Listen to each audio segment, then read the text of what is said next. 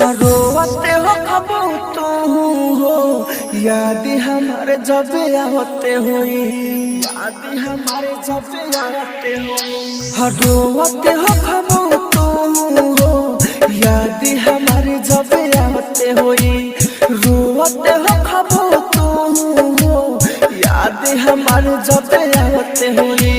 खानावा ना हो, खानावा ना हो, खाते हो कब माई तो हर जन खियाते हो।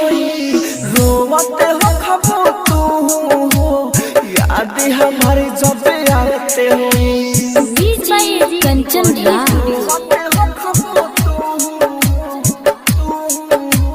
नीम चौक चौसीमा वैशाली। याद हमारे जब आते हो। मनवा न लागे तुहरा बिना हमरे, फोन जब करीले तब बंद जाला ना हमरे।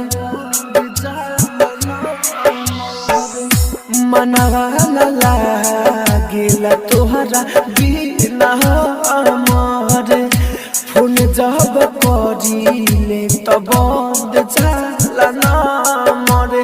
सखी से अपना पूछली हमारा बारे में बताते हो। रोते हो कब तुम हो, याद हमारे जब आते हो। खानावा ना हो, खानावा ना हो, खाते हो कब माई तो हर जन खियाते हो।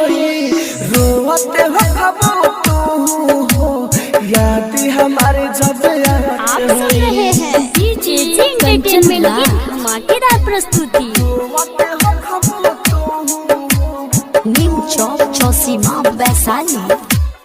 याद हमारे जब आते हो। पूछली बात कबुआ मीता सीख से, तुहरा बिना राहुल कबू रहते नहीं ठीक से। पूछली बात कबुआ अमीता सीख से, तुहरा बिना राहुल कबू रहते नहीं ठीक से। याद तो हमरो आवेला तुहर के ओला सतावते होई। रोते हो कब तुम हो, याद हमारे जब आवते होई। खानावा ना हो, खानावा ना हो, खाते हो कब माई तो हर जन खियावते होई। रोते हो कब तुम हो, याद हमारे जब आते होई। AG recording